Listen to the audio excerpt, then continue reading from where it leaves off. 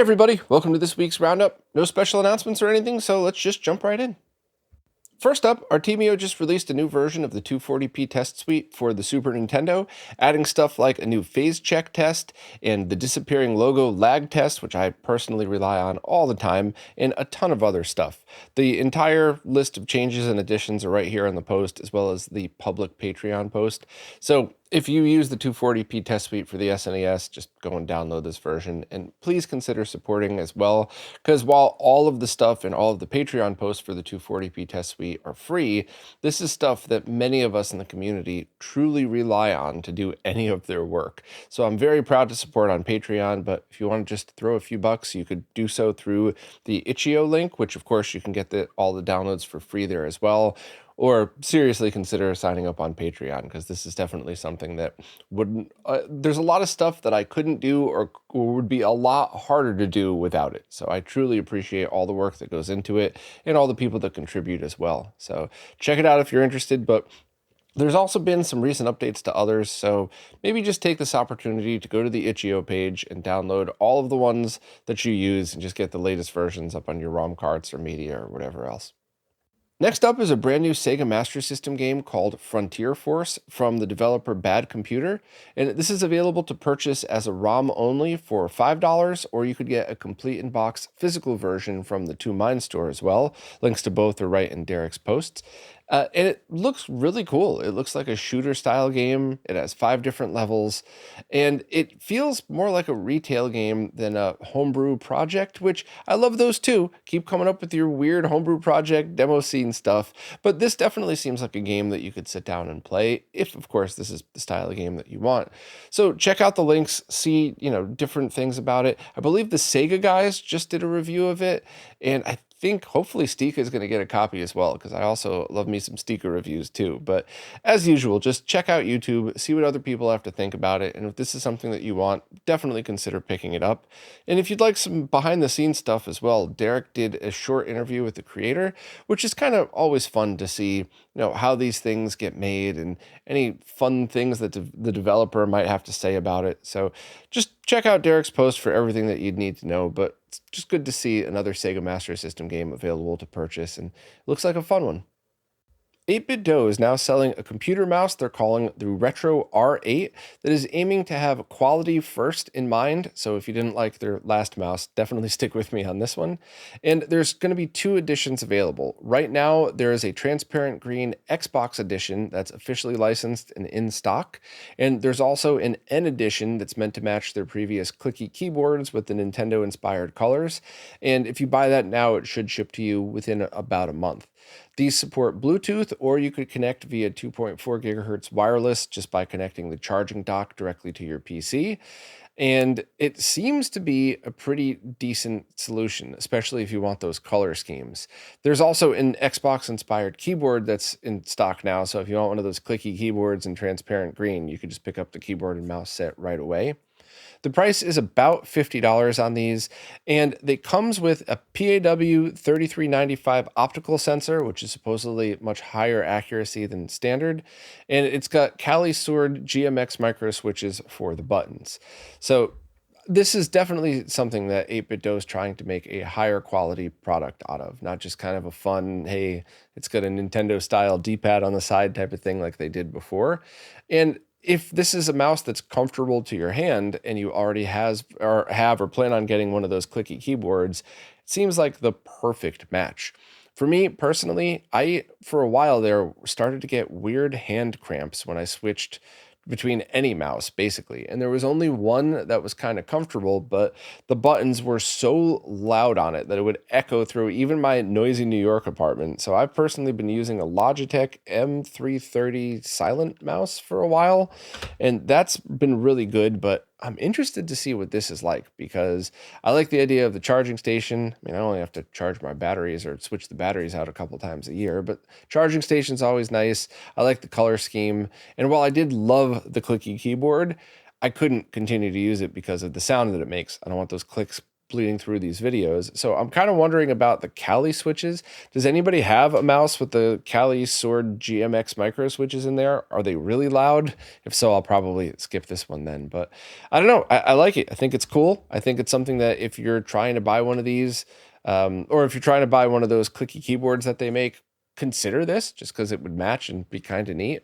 And if not, that's fine too. But I'm just happy that 8-Bit Do seemed to take this a little more serious than just their fun other mouse. And not that there was a problem with that, but that just wasn't for everybody. Whereas this could just be a good option for people that want a decent mouse with a cool, color scheme and a charging case for it, or charging dock for it. But anyway, check out the post if you want links and any more info on it. And also, I've seen the brand Acnes selling these, and I think it's just a licensed reseller situation, but I just wanted to mention that because the prices of the 8-Bit Do store are all 50 and it's all 60 if you go to the ones that are labeled Acnes. So I don't know if it's a rebrand. I don't know if it's just a reseller, and it doesn't really matter, to be honest, at all. As long as the product's good, who cares? But I mentioned it mostly because of price. Stick with the one that's cheaper. They should be identical.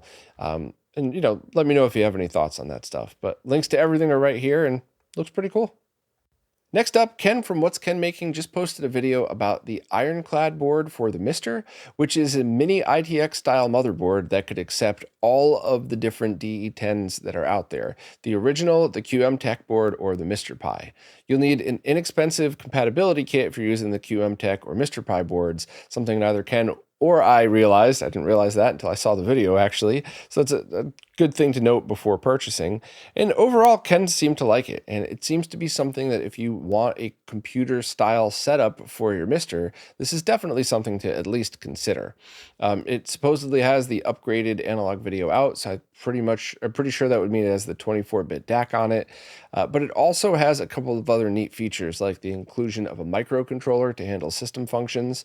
So the power button could also handle reset, menu, and user buttons, and also has the ability to work via an infrared remote, which is cool if you have that in a setup where your case is far away from where you normally sit. And it also natively supports internal MT32 Pis via a dedicated connector.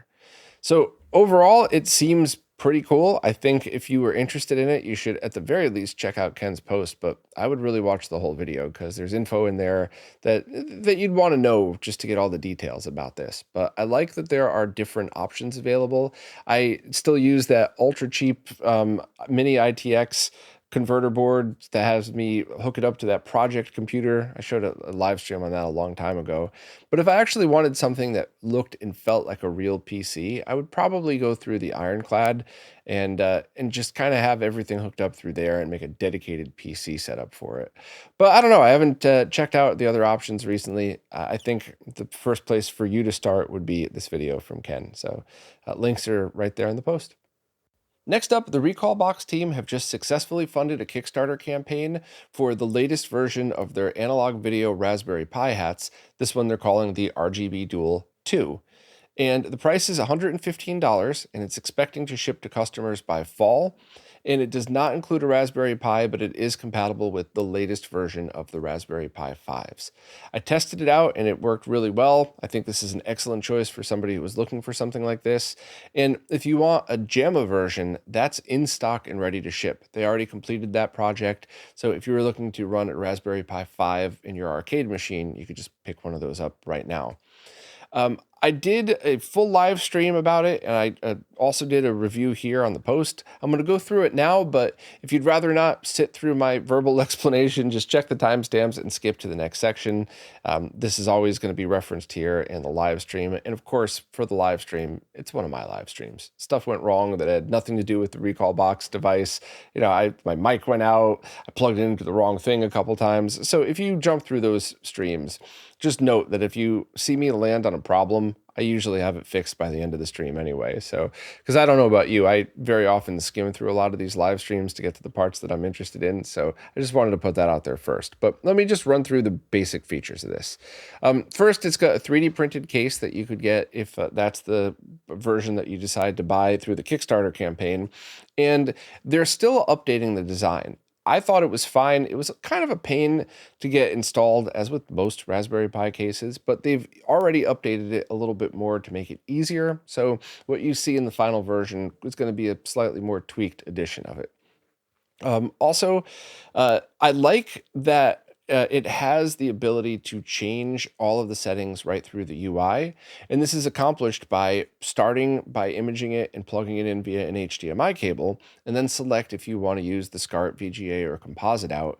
Then reboot and unplug the HDMI cable. And by default, anytime it detects the HDMI plugged in, it'll boot to that instead. So if you ever mess up and put the wrong setting in, you don't have to worry about taking the micro SD card out and changing settings or anything. You just boot it right into a normal monitor, change your settings back, and go from there. Now, you have different version or different options for output. For SCART, generally, it's going to be standard 15 kilohertz, so 480i, 240p. And same with composite video, obviously. But if you're using the VGA output, there by default, it automatically adds scan lines to 15 kilohertz sources. So that, or games and consoles and emulation. So that means if you're plugging it into a VGA monitor, like I showed in the stream, you're actually going to get a proper look. So it'll look basically just like it would have on a PVM. So I think that's a really cool feature. However, it automatically disables those if you play a 480p native game, so you don't have to worry about losing information. So that's a pretty cool feature as well. It also has the ability to play Kodi that's built into it. And since the Raspberry Pi team now officially supports 480i, that is an excellent way to stream any 480i media to your CRTs in order to watch them. I thought that was really cool. Also, the RecalBox team helped the Raspberry Pi team on that 480i support, so it's very cool that you get to put that into good use for it. A couple of things to note is there are no simultaneous outputs supported. You could only use VGA, SCART, or composite at a time, and I don't think any Raspberry Pi at all would support analog and digital video at the same time. So you can't send 1080p to your flat panel and analog to your CRT like you would with a MiSTer setup. Also, the video output was exactly as you would expect. The voltage levels were totally fine. And the VGA output, you can send 15 kilohertz through it, but it will always be RGB HV. If you want RGBS out of a VGA port, you're going to need to have some kind of converter through it. So basically, it's exactly what you would expect from a VGA port, and anybody who needs to use it that way is probably already going to have a solution in mind for it. So for your average user, just plug in and go. Now, of course, if you plug in an unshielded SCART cable to the SCART port, it's going to look terrible, but I used a shielded cable in my testing, and it looked excellent. So just make sure you always remember to use good cables when you're doing stuff like this. The RecalBox user interface is good.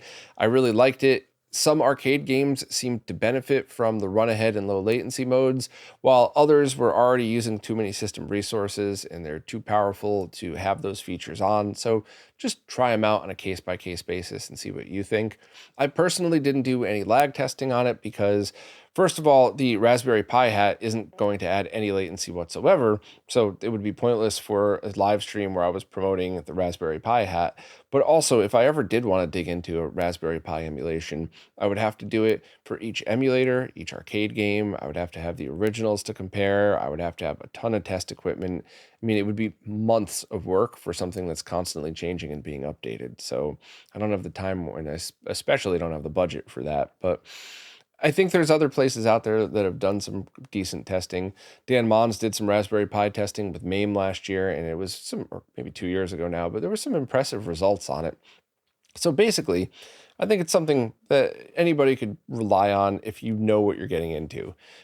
I certainly wouldn't replace my MiSTer with this, but if you want to get one of these first, or if you use it the way I would to only have arcade platforms that aren't yet supported on it, I personally think it's an awesome choice, and this is the one that I would buy. A couple other things to note. There is also a 240p 120 hertz option, which shouldn't really add any latency because it's all being generated by software anyway, but it just looks identical to 480p 60 with scan lines put on the default option.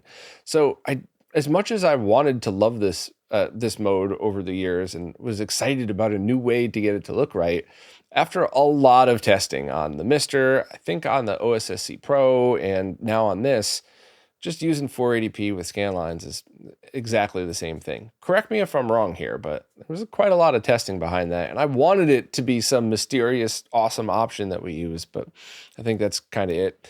It does not support component video output, which is something that is a bummer for a lot of people that have CRT TVs with only component video inputs, but maybe the RecalBox team will consider doing a component video with, composite and left and right audio as well at some point in the future. And also the digital to analog converter on the video side is an 18-bit DAC. So that means you're going to run into the same thing as the original MiSTer, where for most consoles, it's in most arcade games, it's not going to make any difference. But once you start getting into the 480p stuff, or higher if you could, you're going to start to see some banding in it. So while it's not bad, it's certainly something that I just wanted to mention to people that I forgot to really dig into in the live stream. That's basically it. That's the full overview of this thing. I personally, I will be using this to play any arcade game that is not supported in MiSTer yet. I'm going to use the exact one that I showed in the stream. That's what I'm going to have hooked up to my rig, and I thought it was awesome to play Mortal Kombat, Afterburner, all those fun games on there. So your own use case is up to you to decide. Maybe this is going to be the only emulation device you ever use. Maybe you're going to use it like me, where it's just a supplemental thing. And I get that the price isn't cheap, but if you just want something that works, that the software is fairly easy to use, then I think this is a great choice. The only other thing to mention is when you deal with Raspberry Pi emulation, you're using emulators, you're using a UI, and then you're using whatever backend ties them all together, which is really frustrating for things like button mapping. However, all of those pieces have gotten a lot easier, and I demoed that in the live stream as well, because I used to just loathe changing button mappings around, and there is a learning curve, but it's way different than it used to be. Or maybe it's not way different, but because it's less confusing, it feels much easier. I don't know, but if you're interested in that, skim through the live stream, see what you think. But overall, this would definitely get my thumbs up. And of course, the Jammer version has always, because that's just a really awesome way to get some arcade games right into your arcade machine. So check out the post for links and more info. Next up, Ludo, aka DJ Khaled, just released another VGA input card for Loewe CRTs, this one specifically for the Q23 VGA cards. Ludo had done a previous version for different models of the Loewe CRTs, and this is for the ones that would be used with the Q23s. So a couple of things to note about this. First, to my German friends, I do realize that I am murdering the pronunciation of Loewe, but I think it would be better than me trying to actually pronounce it, because I'm terrible at that stuff, and I think it's less offensive for me to just say it that way. But Loewe TVs were absolutely incredible HD CRTs that were available in the early 2000s-ish, give or take, and they produced really high quality images and were awesome examples of how good you could get at home for the time. However, some of these later models were 100 hertz native, so they didn't actually process any of the video signals correctly, which for TV and movies, it wouldn't really matter, but for video games, it was a giant pain. However, if you used the VGA input cards, you were able to feed it a native 480p signal without any lag or image processing. So Ludo had created a card previously for the different versions, and this is just basically the same thing, but compatible with a different series of Loewe TVs. So if you have one of these things and you really want to just get true 480p support, you should really consider buying it. Ludo put out a short video on YouTube just explaining what this is. If you need the detailed video, it's basically going to be watch this first, watch the other one that he did for the original release, and you should have all the info that you need. And also, Ludo just did an interview recently, and it was kind of fun to see him talk about the origins of this stuff. And just, if you want to hear more about this, definitely check out that as well.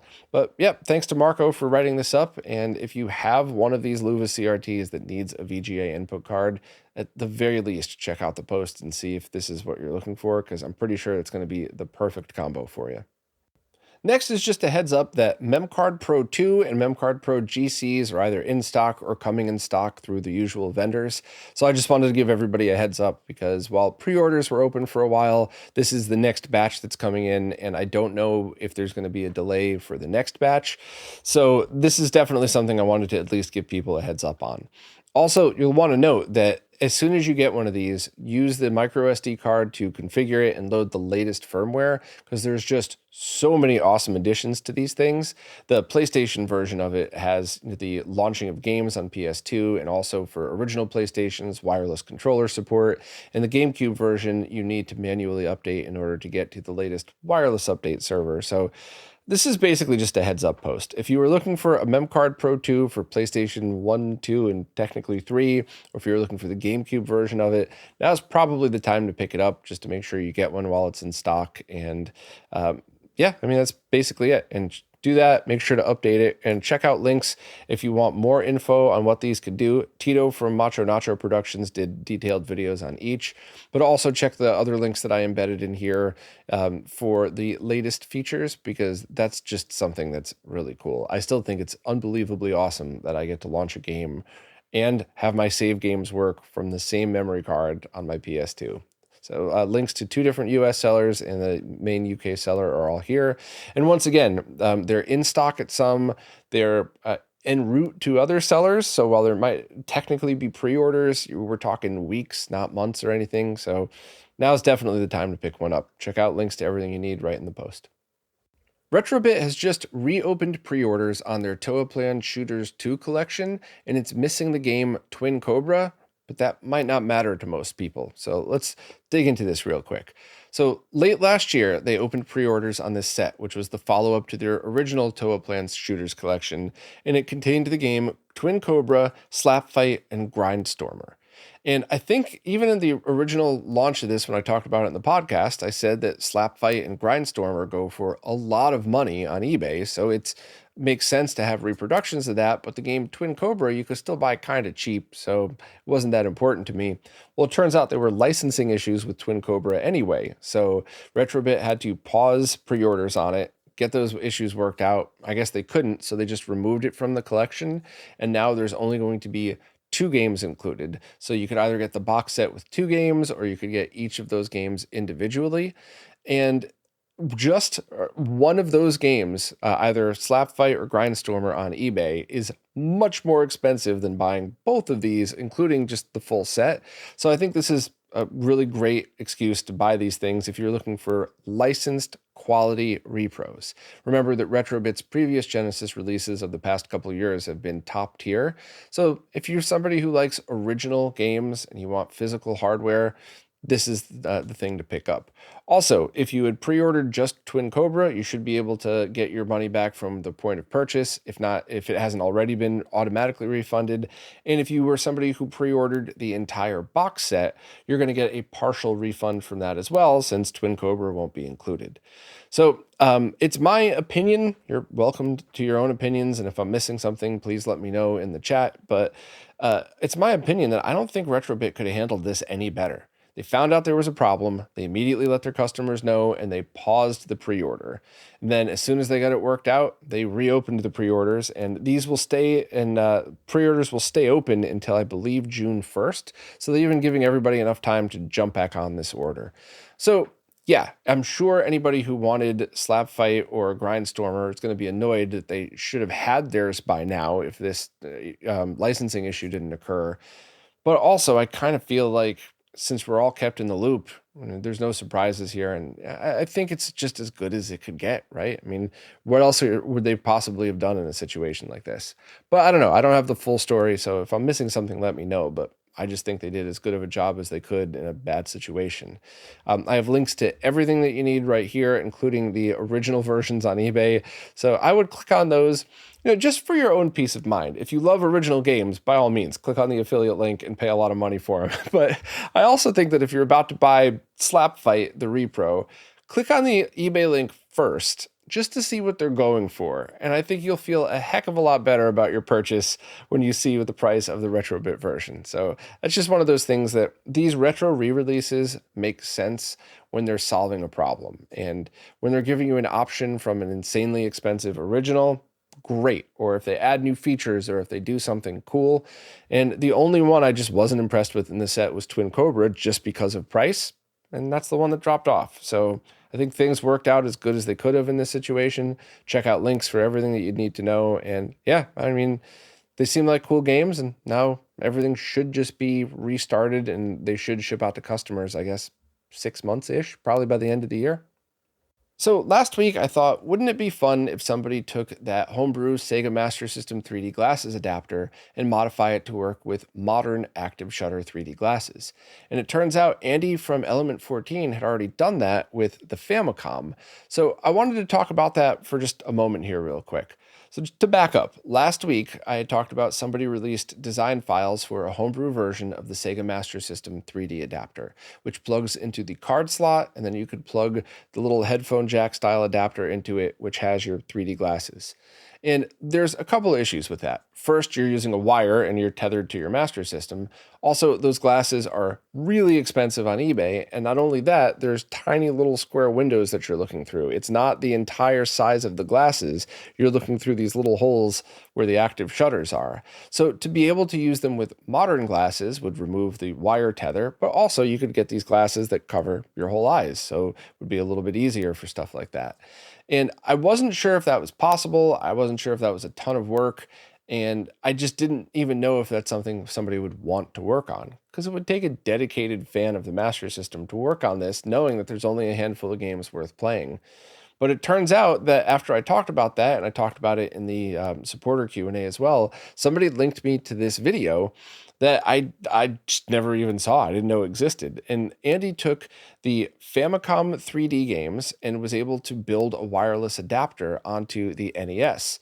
So that accomplished a couple of things. First, you're able to, you still have to find a way to play your Famicom games on it, ROM card, adapter, whatever else. But now you're able to have that experience right on the NES. And it should work basically identical to the Master System 3D glasses. So I was wondering if anybody wanted to take this project on.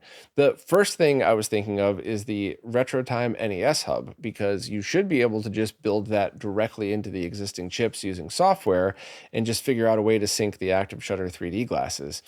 Now, I'm not saying it's easy. It sounds like a ton of work, to be honest with you, but your hardware is already right there. So that could be an interesting thing to go about adding to that. But I'd also love to see exactly what I said, that Master System adapter forked to have this feature built in. Maybe it has a headphone jack, maybe two headphone jacks or something so that two players could both sit there and enjoy it. I don't know. But maybe you also have a little sync button so you could sync active shutter 3D glasses on it. I basically just wanted to put this idea out there to the community, because I do realize that I incessantly push my ideas that I think are good out there, but some of them actually are very good and have turned into projects and products that sell quite a bit. So whatever, I'm throwing this one on the table. I can pretty much guarantee you're not going to sell thousands of these things, because there's not that many people that love the Master System 3D games as much as I do. But there are some good games on there. Maze Hunter, Maze Walker, that's an excellent game, and it really uses the 3D depth well. Outrun and Space Harrier 3D are both fun and worth trying. They're not my favorite versions of the game, but they're worth your time to try. And I mean, Missile Defense 3D, 8-bit 3D missiles flying at you, that's also a must play. And the rest are there to try if you want to. But I don't know. It's one of those things where if you love this stuff and you have the ability to add this software to it, go for it. I think there's even less good 3D games on the Famicom, but there is that Space Harrier clone that's not as good as Space Harrier. There is the version of Rad Racer with active shutter 3D glasses. So as you could probably tell, it's a lot of work for a very small handful of games, but it would be cool. So I just wanted to put the idea out there. If somebody works on it and it turns it into a sellable product or something that they just want to put on GitHub, please let me know and I'll promote it for you. But if not, hey, at least I got to talk about Master System 3D again, even if nobody really cares about it. But thanks for listening to me ramble. Well, that's it for this time. There was a few more posts I was working on that didn't make it into this week's roundup, but nothing time sensitive. couple really cool things though, but no like pre-orders or anything like that. So just check the site in the next few days. And of course, I try to do at least one post a day, but with all the behind the scenes stuff and the projects that I'm working on, sometimes I go a couple days without. But anyway, as always, thanks to everybody who watches, listens, plays nicely in the comments, and especially thank you to anybody who supports in absolutely any way, because it really is you who's keeping all this stuff going. So thank you so much, and I'll see you next week. This week's Roundup is brought to you by Neo Paradigm Entertainment, connecting Southeast Asian influencers with opportunities in the West.